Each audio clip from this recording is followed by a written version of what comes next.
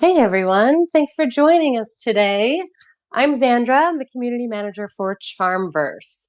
For those of you not familiar, CharmVerse is a Web3 community platform for managing members, coordinating tasks, facilitating decisions, and holding each other accountable.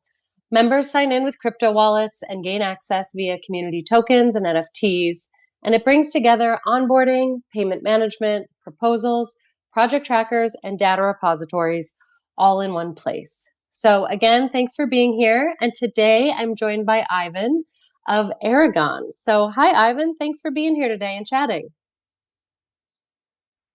Hey, thanks for Yeah, having me. nice to be talking. So we met briefly back in October at a brunch that CharmVerse was hosting during DevCon in Bogota. And unfortunately, we didn't have that much time to chat. So I'm glad that we're able to do so now. Um, So What? let's get into Aragon and familiarize our listeners. So, if I understand it correctly, Aragon is transitioning to a DAO itself, but it's also the provider for provider of infrastructure that enables the formation of Web3 communities or DAOs. Is that true? Yes, on both accounts. Aragon was the creator of the first full suite DAO infrastructure back in early 2018. Basically, at the time, it was us, and a few months later, DAO Stack showed up. But those are like the only two frameworks, and now we have this proliferation of DAO tools. The, you know, at the time, a full suite of DAO tools meant like you can vote and send transactions out of a vault. That was basically it. And now we are refactoring our product to create an on-chain permission management system, which we believe is the heart of any DAO. Um, Meanwhile, we are also transitioning ourselves as an organization into a DAO, which is an interesting journey and has a lot of user needs discovery elements that are baked in. I bet. And I'd be curious to talk more about kind of the process and how it's been transitioning to a DAO, because I'm sure that it gets complicated and you're obviously learning as you go, but that probably just makes you that much better at what you're building over there, would be my guess. Yeah, I think like um, basically we faced quite a few challenges where we were like, oh, like a solution to this doesn't really exist, and like um, it inspired some of the ways that our product is going to be evolving as well. But yeah, it's a journey, and it's definitely not a one size fits all. We've looked at projects that have successfully transitioned. We've also had like a small scale experimental DAO that we tried to run in parallel to the core team, and like that was supposed to evolve into the DAO, but for myriad of reasons, it was not sustainable. So token holders voted to wind it down, and now we're in the process of building mostly the on-chain element of what the Aragon DAO would look like, and um, basically everything that's not on-chain is not really enforceable. So token holders would have to be the element of um, enforceability of any other norms and behaviors we wanna have in the community. Yeah, and we'll definitely get into some of the perks and the pain points of on-chain organizations. But let's go back to the beginning to how did Aragon come about initially? So disclaimer: I was not part of the team back then. Um, but basically, around 2000, early 2017, there were some global changes. Certain entertainers becoming the most powerful leaders of the West, uh, as well as protests in Catalan, which is a region within the nation state of Spain, that wanted to gain independence, and was that aspiration was like interrupted by the government in a somewhat violent manner. Big part of the Aragon original team came from that region, and this was one of the catalysts of them realizing traditional structures for coordination of humans and capital were not very well suited for serving the needs of the people, and blockchain technology was enabling an evolutionary step in that in the way we structure groups of people and organizations in general. There is a video called "Fight for Freedom" on YouTube, which is, I would say, a substantially more touching story of the origin and the mission of Aragon. And I've I've been told it's probably one of the best products of of of a Web3 project. So I definitely recommend you check it out. Yeah, definitely. I did not see that video, but I definitely will check it out because that ties right into what I was going to say next. Was on the manifesto or on the homepage for Aragon, you'll see a quote saying Aragon is a fight for freedom. And I was going to ask you to elaborate on that, but definitely, listeners, go watch that video. We're going to get into, how Aragon is a fight for freedom and kind of the power of decentralization, and how it can empower people and organizations, which is what Ivan was just kind of talking about, is how Aragon was born out of some societal crisis. So let's get into the power of decentralization. And so DAOs inherently are all about decentralization. It's right there in the term decentralized autonomous organization. And Aragon really digs into the power that can be harnessed through decentralization. So let's start with organizations. How do you think it revolutionizes traditional structures as we know them? So one of the most powerful elements that we have at our disposal is the ability to execute on chain. Well, currently it's mostly on chain. Hopefully, we'll have mechanisms to bring that execution to a more diverse set of environments. But the the essence or the very gist of it is that a decision that has been approved or made by those who hold the rights within a certain organization cannot be stopped.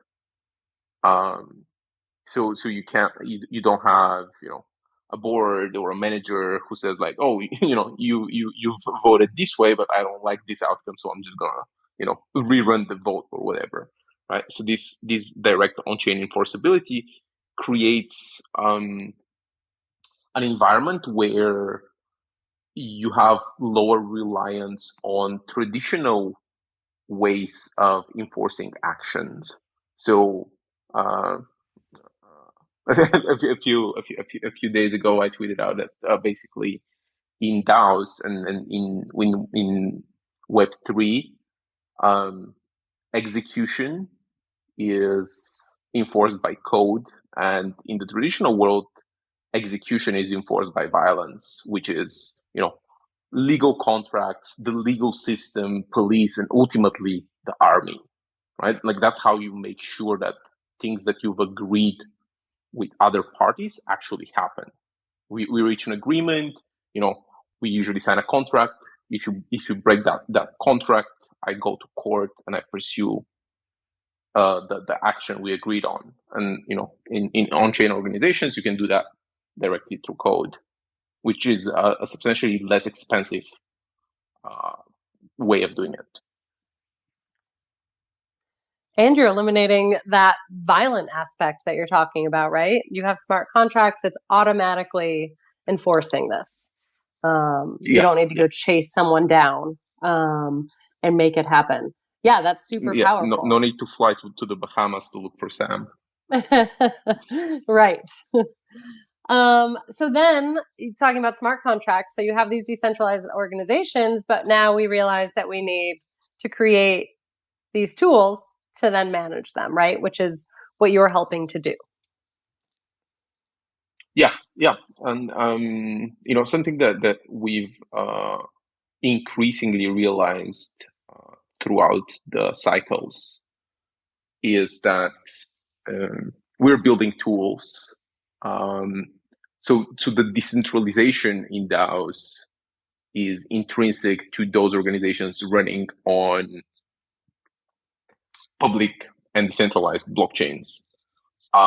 It's part of it can relate to the philosophy of how an organization is run, but that's not necessarily the case, right? You can technically have a dictatorship DAO where like one person makes all the decisions. The point is there is clarity and transparency around the rules of who makes decisions, right? So potentially a dictatorship DAO would have no members because no one would want to opt in a system where they have no decision-making power. Right. That's not the point of a DAO in theory, right? It's so more voices are heard and it's membership owned, right? Yeah, exactly. But so however, it's important for us as a builder of tools to make sure that the user of the tools can figure out what's the best system for them. And I think the evolution of governance systems, and one of the objectives of the organization is to enable humans to experiment with governance at the speed of software. We still haven't seen a lot of that experimentation happen. A lot of the organizations are ran by just plain vanilla token weighted voting.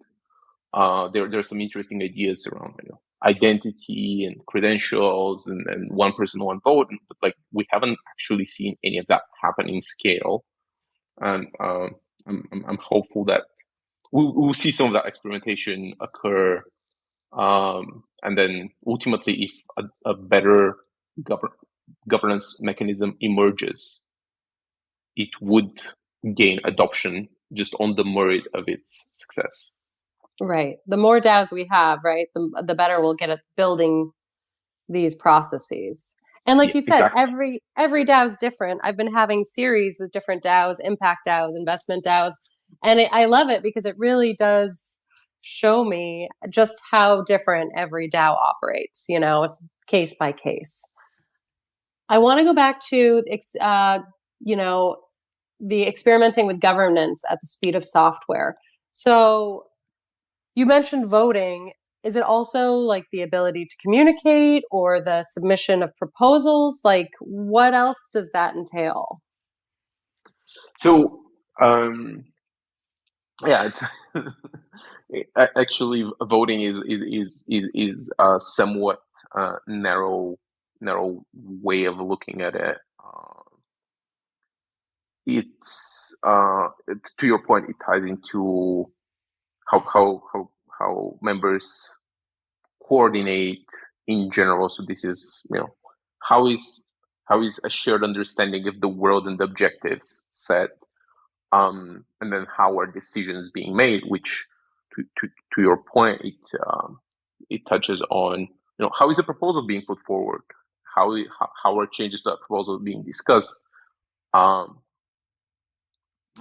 who actually has the power to make a decision on this proposal, and then how is this executed. So it's a broader process than just, you know, get getting into an interface and like signing a message or submitting a transaction where you vote yes, no, abstain. Um, yeah. So broadly speaking, a way of thinking about DAOs that has helped me is to think of it as a three-legged chair. So the three elements are community, which is the agents within the DAO. It doesn't necessarily mean community in the sense of that we colloquially use, which is like, you know, the people in the Discord server. Community can be just a group of organizations that belong to this meta organization, right? So it's sort of like who's participating, right? Then you have capital, which is up to date, most often financial capital. You know, it has some treasury, but it can also be any other type of capital. The Gitcoin crew and Owoki had in their book Greenfield, I think they were mentioning like 8 types of capital. So there's like cultural capital, human capital, creative capital, etc., etc., etc. But usually there is just some sort of shared resource that this community is leveraging to pursue their objectives. And then the third element is coordination or governance, which is like how are we interacting and how are we jointly making decisions. Okay, Which yeah, is basically the part that we as Aragon are enabling. The coordination and the collaboration, really, right? Yeah. Yeah. So it's interesting because I feel like I'll talk to some older generations or just Luddites essentially that just believe that the internet is creating this lack of community, you know, like people don't talk to each other anymore and stuff like that. And I try to explain to them that I feel very differently. And I would assume you do too, and correct me if I'm wrong, but instead, you know, Web3 and the internet in general allows us to collaborate with people all over the world and expand our community to people that we may probably would never have met or definitely been able to work with before. So really, we're just now having such a broader community thanks to this, and platforms like Aragon are facilitating that. Yeah, I mean, I think the communities are in the more traditional sense were geographically constrained, right? Your community was your neighbors, and now thanks to the internet, you can create a community or belong to a community that is gathered around any other characteristic rather than geographical proximity, Right. right? So you know, in the internet, we've seen like the hyper niche celebrities where like, you know, you're really good at doing something and there are like 10,000 people on the entire planet that care about this, and without the internet you would never meet those people because they most likely are spread around the world. But thanks to the internet, you have these like 10,000 people that like look at you as some sort of a deity because you're really good at, I don't know, like pushing a pencil uphill with your nose, and they really care about this. And like nobody else does, but now you can actually interact with these people. Yeah, you found your people. Yeah. Yeah. Yeah. Yeah. And you know, before fine, you could email or you could Facebook or you could do any of those things. But now we can really coordinate and we can really collaborate, and it's just becoming easier and easier. So on that note, I want to talk about the hyperstructure that Aragon is creating for governance. But first, I want to explain the term hyperstructure in case people are not familiar. I myself had to look it up. So can you tell us what hyperstructure means and why you chose to adopt this term for Aragon? So hyperstructure is a concept that Jacob or Jakob, I'm not sure how to pronounce his name, one of the creators of Zora, introduced. If you Google like hyperstructures and Jacob, you would find his article where he introduces the concept. But basically, it's in essence, it's this shared infrastructure that has certain characteristics. So, it's unstoppable. So it has to be like a blockchain based protocol for the sake of it being censorship resistant, and not a single entity having full control of it. It's free, so there are no extractive fees, but it's also at the same time valuable. So there is a lot of value in that in hyperstructure because of economic activity that leverages this resource. You can think of it as, let's say, an ocean, right? Like the ocean is free. Like nobody pays to go in the ocean or fish in the ocean, but at the same time, it's very valuable because like people actually have their businesses built on the premise of this ocean exists and we have this shared resource. You're already getting like understanding where this is getting, like it because of those elements, it can suffer the tragedy of the commons if not properly managed.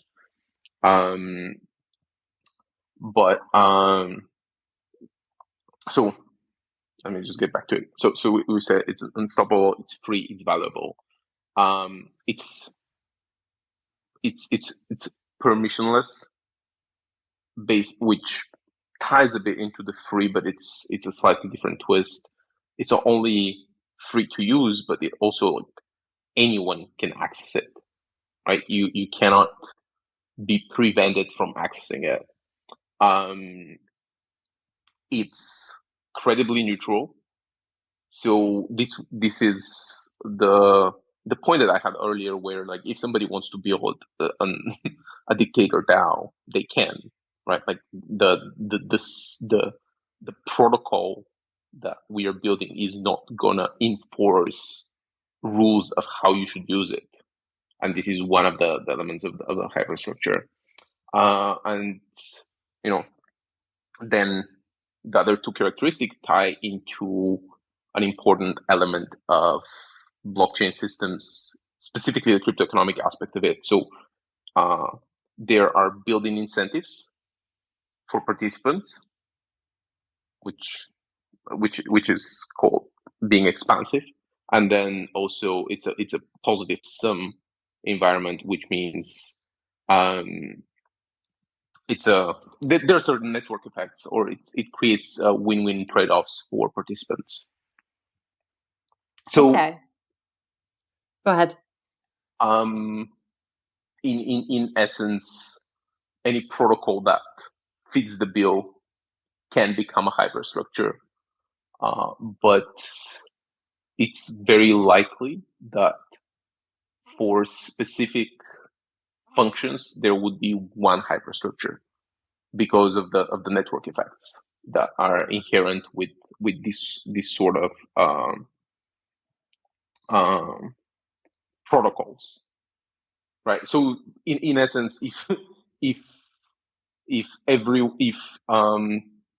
if everyone is building their own little thing, nothing will become a hyperstructure. You can like a close parallel is that back in 2018, a lot of attention was given to these like industry consortium chains, where it's like, oh yeah, we're gonna build like a permissioned blockchain that's gonna be the consortium of,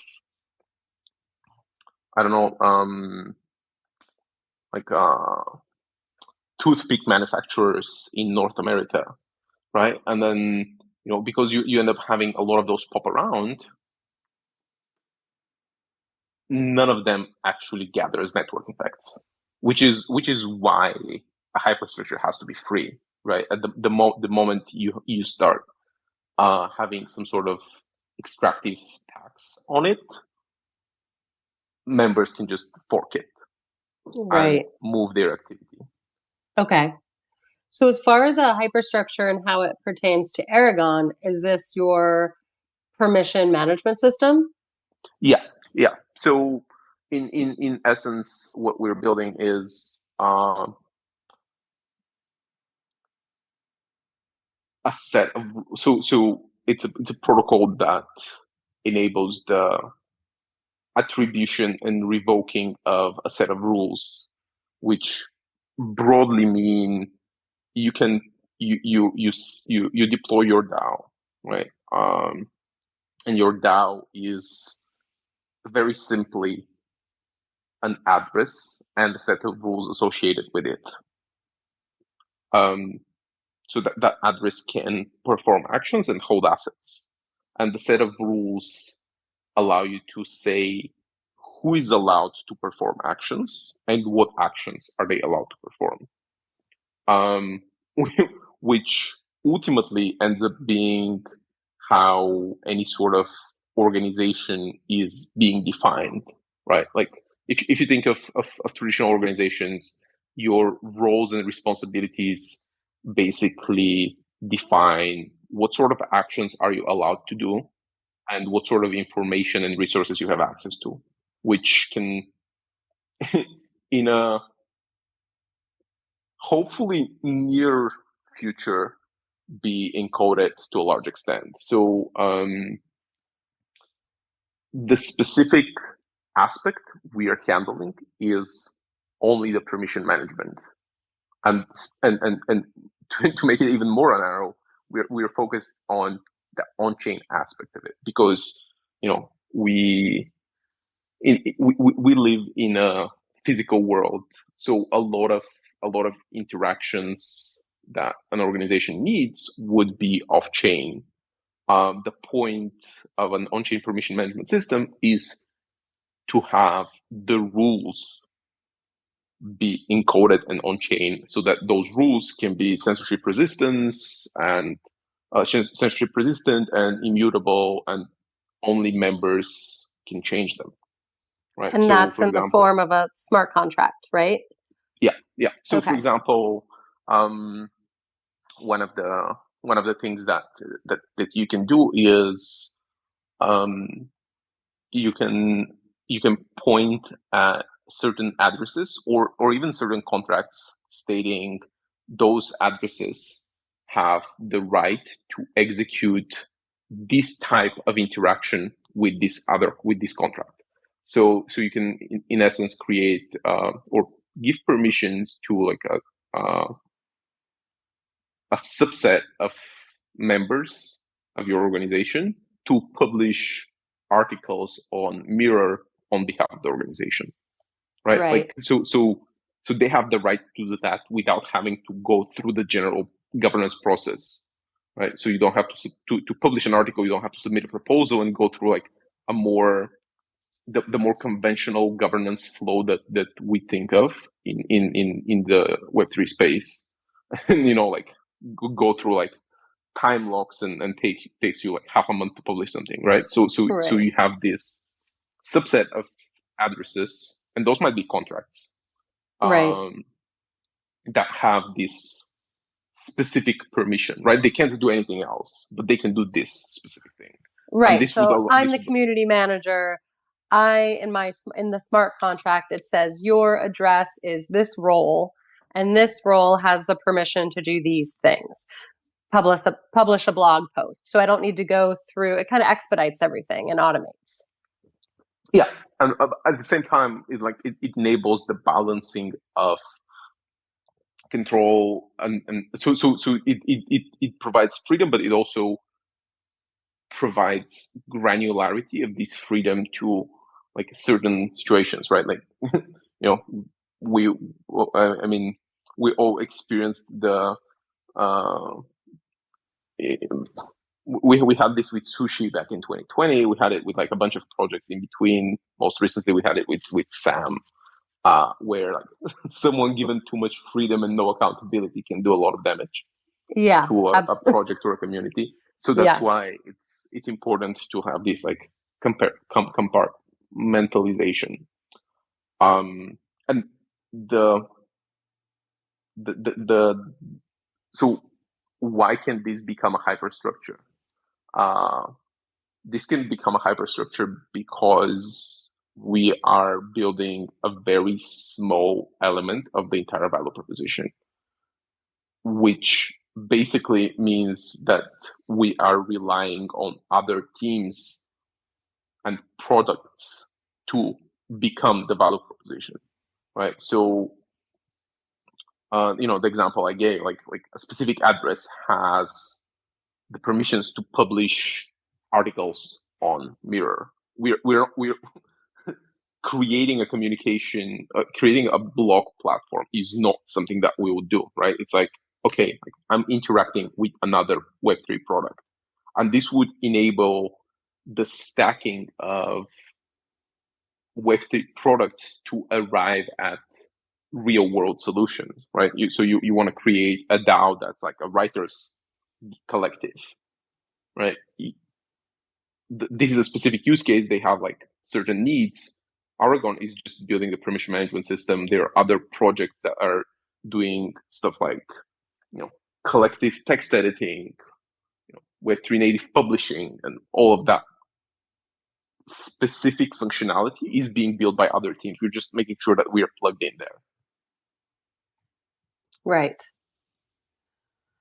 Okay, that makes sense. And it just seems to be super efficient and a great structure for any organization. So everything is on chain through Aragon. Is that true? So everything. That yes, but that doesn't mean that everything has to be on chain, right? Like Aragon takes care of the enforcement of what is on chain, and then organizations can figure out what they want to put on chain. Okay, so they can kind of pick and choose. If they don't want to vote on chain, they don't have to. Basically, yes. Okay. Right. Like it's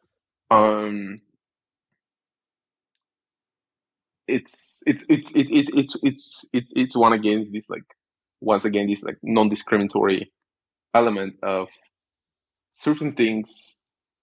It doesn't make sense to have them on chain just because the security guarantees that having certain interactions on chain come at a cost, and that cost might be just like gas fees, as we saw during the hype cycle, but it can also be in terms of like having to redesign an entire process and adding organizational complexity that you don't need in certain cases, right? So the value of the security guarantee might not exceed the added cost of redesigning a process, and then you don't put stuff on chain, right? Like you can leave that process off chain, and it'll just be easier to make adjustments later.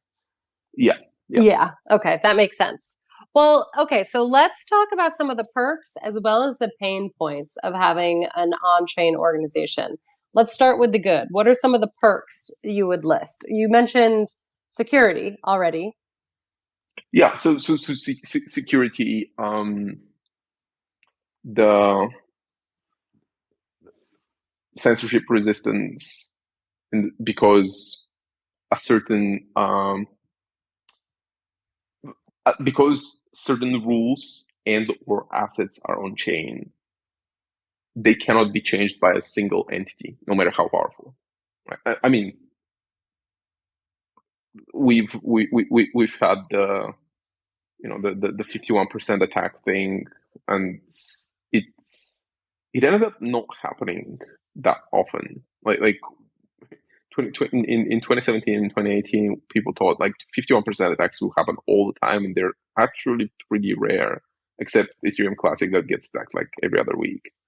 But other than that, like, so in essence, when things are on chain, you get that censorship resistance and immutability, which is inherent to the network that your smart contracts are running on. It allows for true ownership, which also means like unseizable assets.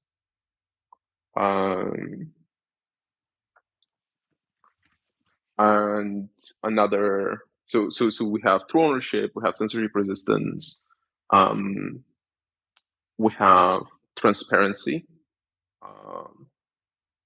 which ties into, and this one is a bit hypothetical because it's open source code, and in theory, everyone can figure out how it runs and audit it and understand the rules of how an organization operates. In practice, that's not really the case because like very few people on the planet know how to write in Solidity and read it. But there are tools that are emerging around enabling that transparency or that data availability to become true transparency, right? Because like you can inject a smart contract and then like a program would spit out what it actually does and what it means, which now would allow everyone to audit what is happening, how is an organization operating. Right, which is great for the transparency, but of course, everything can also be used for evil as well, as we know. Yeah. Right. Yeah. Yeah. And I think like one of the more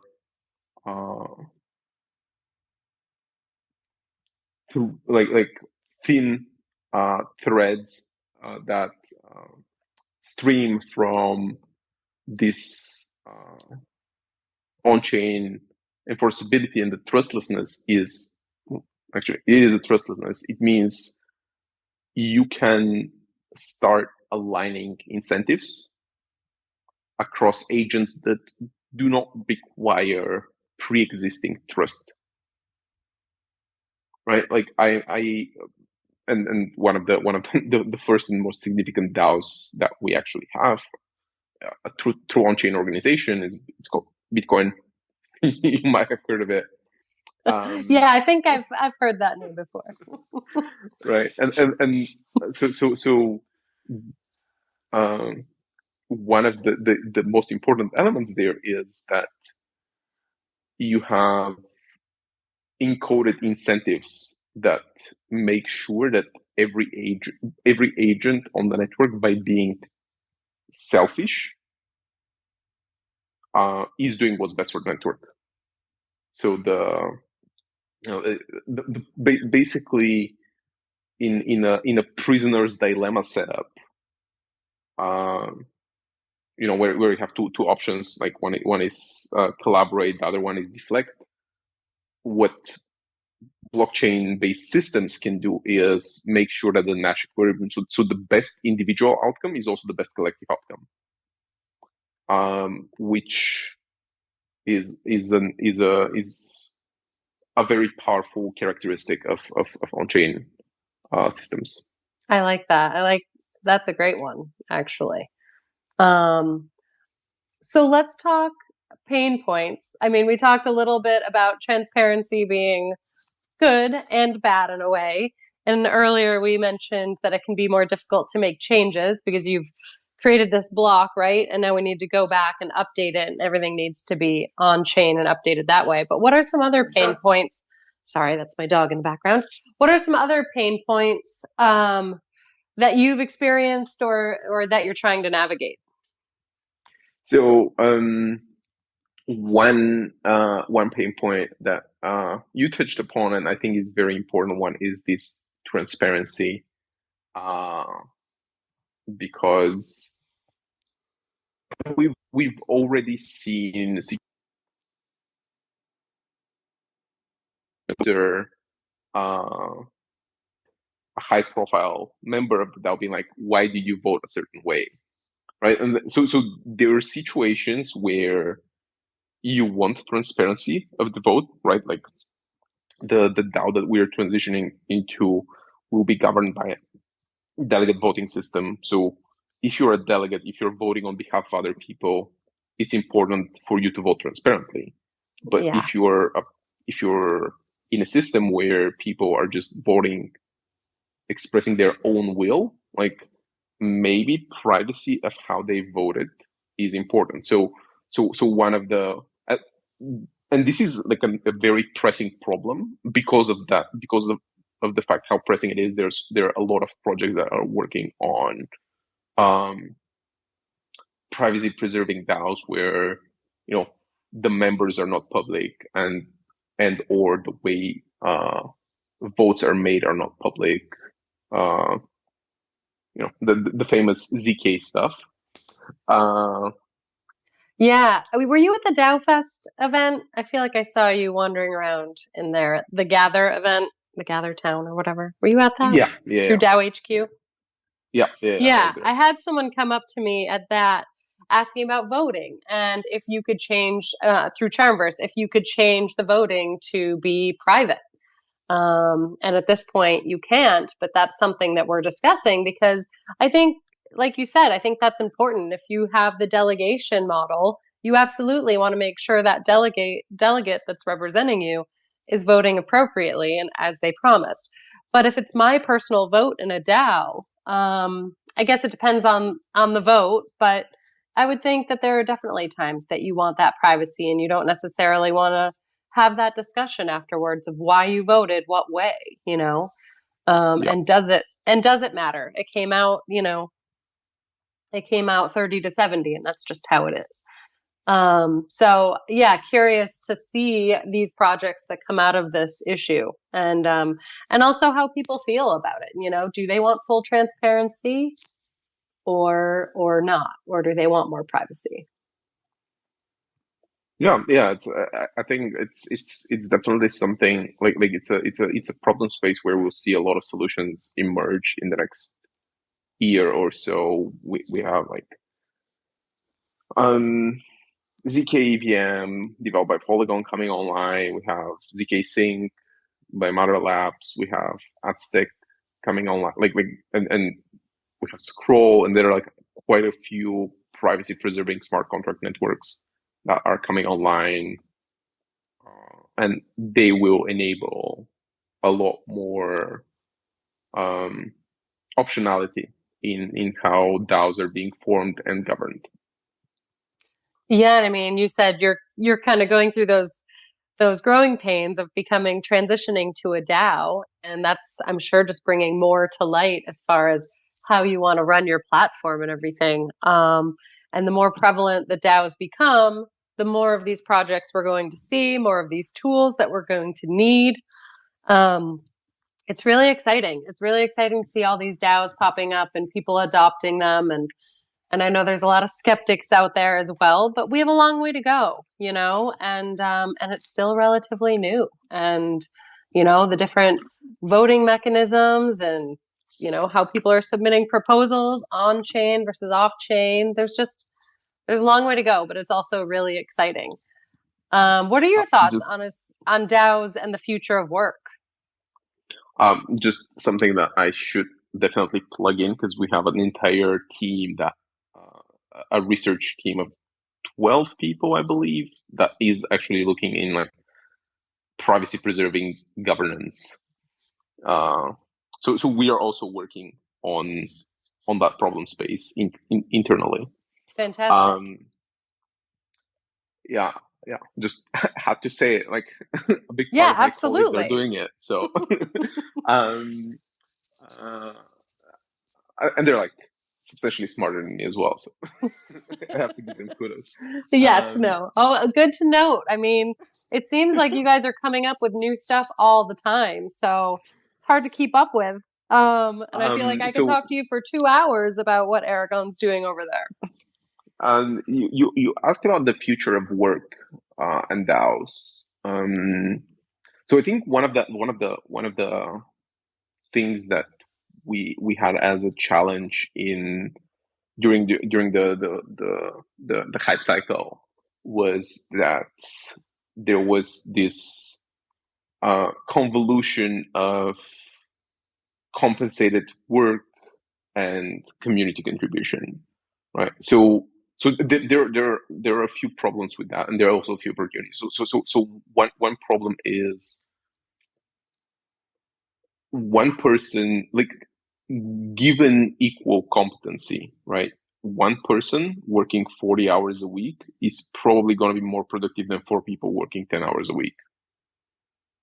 Yes. Just because coordinating with yourself is easier than coordinating with three other people. 100%. So like this, and like there were a lot of projects that experienced this in a painful way. The number of people that were overemployed in the space where they would just like pick up roles in different projects and like do very like basically hang around was pretty high, and it also demotivates like people that are actually putting a lot of effort in projects. So it was thankfully now that the resources are scarcer, projects are more prudent into, you know, how you, and there is like a distinction between like compensated committed work and like bounties, for example, right? Like saying like, oh, I need this done, and it's like, yeah, it can be driven purely by outcome, right? Has someone shipped? I don't care if they shipped it in 400 hours or 4 hours, right? Like the outcome has been, but this works for like well-defined tasks. It doesn't work just in general.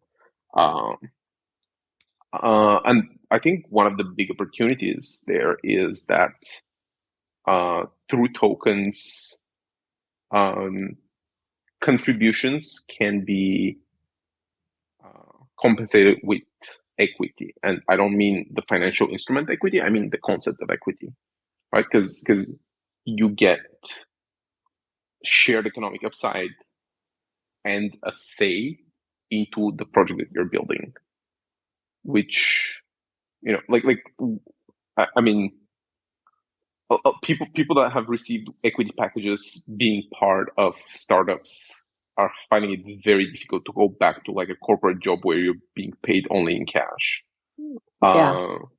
Right. So I think like that element is very powerful, especially as now we are starting to explore rewarding.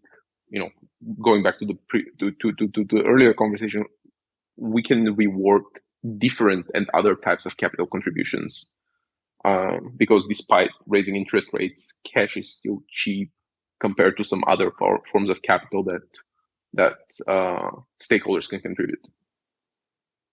Right. Well, and I mean, in theory, everyone's working towards this common goal, this common mission, this sense of ownership that you have within a DAO, ideally will make people just more invested to do that work, to do it well, rather than just the paycheck, put in my hours and leave. Yeah, absolutely. So hopefully, you know, if we're working towards a common mission, we're both going to care more than that, you know, 40-hour a job week that we work, and, you know, just to pay the bills and move on. So we are running out of time, as always, but I kind of wanted to end with, if one of our listeners is inspired to start a DAO, how would they go about using Aragon, and why? And why should they?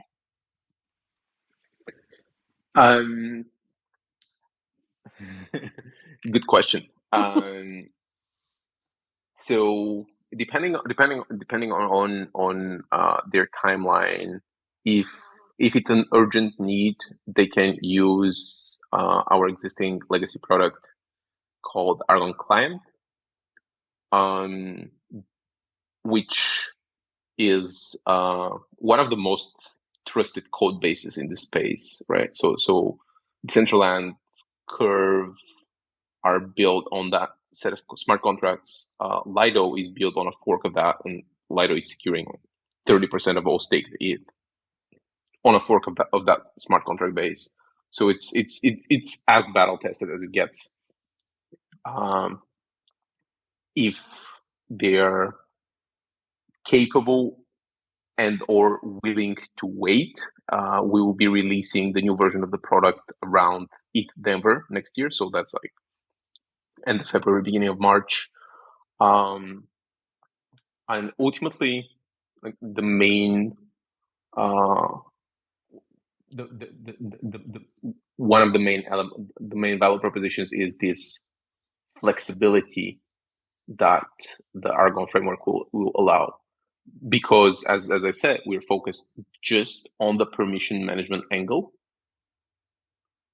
A DAO can tap into other functionalities built by other projects and evolve its own functionality as it matures, right? Like in the beginning, so for example, in the beginning, you might start with like 3 people that need to decide jointly on doing something, right? So you just need to have like an allow list of those 3 addresses, sort of like a multisig.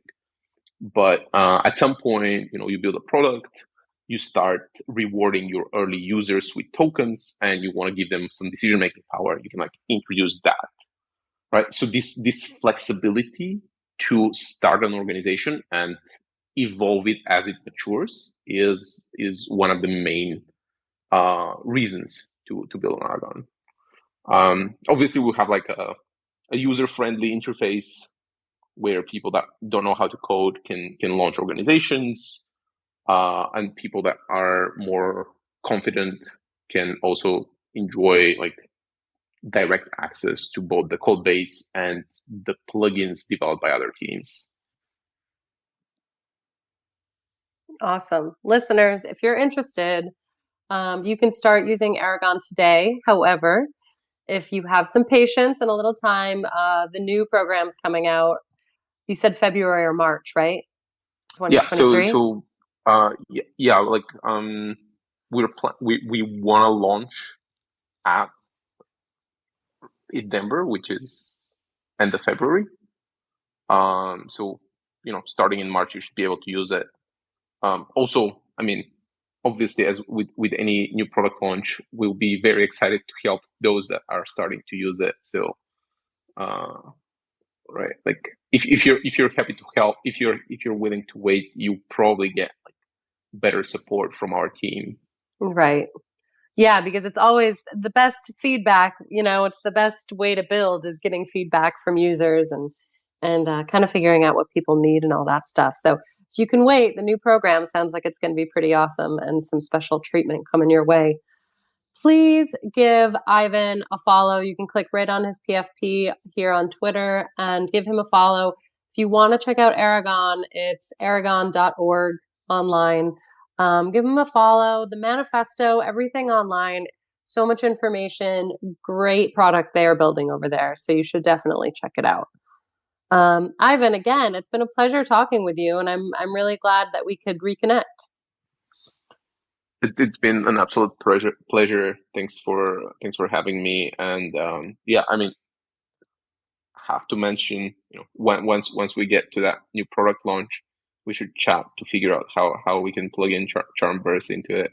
I love it. That would be great. I know you and Alex have written a paper together and all that stuff. So, listeners, if you're curious, and it seems like CharmVerse and Aragon might be competitors, there's definitely a lot of friendliness happening and collaboration. So, Ivan, that sounds great. Yeah, let's be in touch as you build, and I look forward to following the journey and wish you the best of luck. Thank you. Yeah, take care, and I hope to see you in real life sometime soon. Probably in Denver. Yes, I'll be there. Absolutely. Would love to chat. That would be great. That would be great. All right. Well, I will see you then. And in the meantime, be well. And yeah, I'll be following the journey of Aragon. Thanks everyone for dialing in. Take care. Yeah. Bye-bye. Thank you, everyone. And stay tuned for next week's. All right. Bye, everyone. Have a great day. Great night. We'll see you soon.